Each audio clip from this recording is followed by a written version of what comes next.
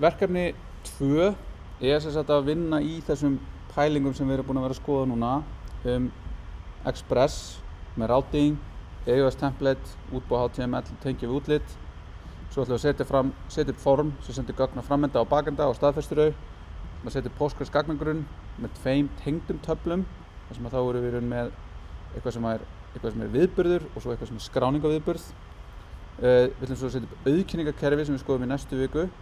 Við ætlum að halda áfram að nota tæki, tól og test og við ætlum að setja þetta upp á Heroku. Þannig að þetta er alveg mikið að vera í þessu verkefni. Og ég mæli eindregið með því að skoða bæði sýnlausnina á verkefni 3 frá því fyrra og ég með þar bara það sem ég tali gegnum sýnlausnina, fyrir gegnum allt þarna. Við erum samt sem að bæta aðeins við, erum aðeins svona breyta og bæta við, en konseptin eru samt þau sömu, verkefnin eru þau sömu svona einhverju leyti, en þetta er bara þetta að ná að setja upp kerfi sem er að gera svona marga hluti, bara orðið svo margir svona moving parts í þessu og það í sjálfu sér er bara eiginlega mikilvægasta markmið verkefnisins að bara svona hugsa marga hluti í einu. Þannig erum við að koma okkur upp tólum sem að við byggjum á síðan restina af námskeiðinu. Við erum bara komið með þetta, geta sett upp server, geta sett upp gagnagrunn, geta tekið við gögnum, geta valið þetta gögn, geta auðkennt okkur, geta gert eitthvað sem auðkenndur notandi versus ekki auðkenndur notandi og þá er þið bara komin á nokkuð svona áhugaverðan stað. Það eru slóðir hérna sem ég að taka við. Ég var ekki alveg búinn að gera fyrirmyndina, ég ætla að reyna að klára hana á morgun og senda ykkur þá bara skjáskot af því.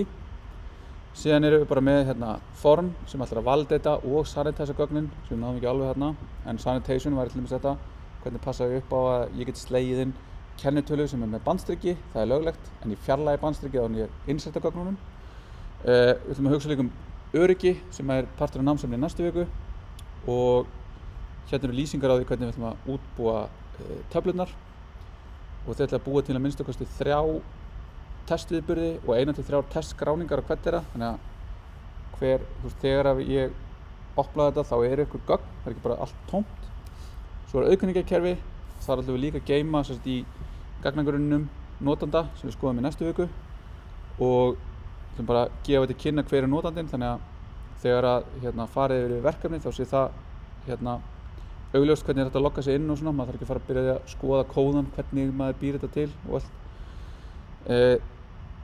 Síðan er sett upp ESLint, Prettier og Stellint og þetta keyrir alltaf, við keyrum npm run lint, svo er Jest sett upp og það er sett upp með leið til að testa gagnagrunnin og þetta er sett upp hérna í projektinu og þið sé hérna undir source test er db test og registration test. db test er þannig að við ætlum bara að testa gagnagrunnin og það eru 2 leiðir sem við getum gert þegar við erum að testa hluti. Við getum mokkað á, þess að við getum bara þetta er gagnagrunnur en hann er í alveg ekki til, þetta er bara svona mokk gagnagrunnur, hann gerir ekki neitt. Eða við getum bara sagt, hér er gagnagrunnur, notum bara alveg gagnagrunninn og pössum upp á að allt virki, alla leið, alltaf. Og við ætlum að gera það, þegar búa til þá test gagnagrunn sem að fær skemað, þannig að við erum með einhver föllirna sem að býr til skemað og eftir að við erum búin að búa til gagnagrunnin, þá ætlum við bara að enda en svo droppum við bara þessu skema. Þannig að hvers skipti sem við keyrum testin okkar, búum við til gagnagrunnin, setjum einhver gögn inn í hann, keyrum einhver test sem að setja einhver gögn og athugar ég setti inn þetta gögn, þetta gekk, þetta er lagi og svo bara hendum við þessu aftur. Þannig að við erum bara svona einnota gagnagrunnin fyrir testin okkar. Þannig að þá erum við aðeins búin að stækka skópið á þessu, er þetta unit test? Svona, mættu fara rök fyrir því, já og nei. Og síðan erum við með sett upp hérna líka fyrir þessa validatora, svona hjálparfall sem að leyfir okkur að mokka það að við séum að senda eitthvað frá forminu. Þannig að þá sjáum við hérna, við erum með eitthvað rec, það er með eitthvað body, það er með eitthvað gögn. Svo erum við búin að búa til einhver registration, middleware, eitthvað validation eins og við vorum að gera áðan. Og svo ætlum við bara að keyra þau. Þannig að þá getur ég passað upp á, til dæmis eins og hérna, ef ég sendi inn eitthvað hérna sem er svona XSS-dót, þá veit ég að það sé XSS-vörn í gangi.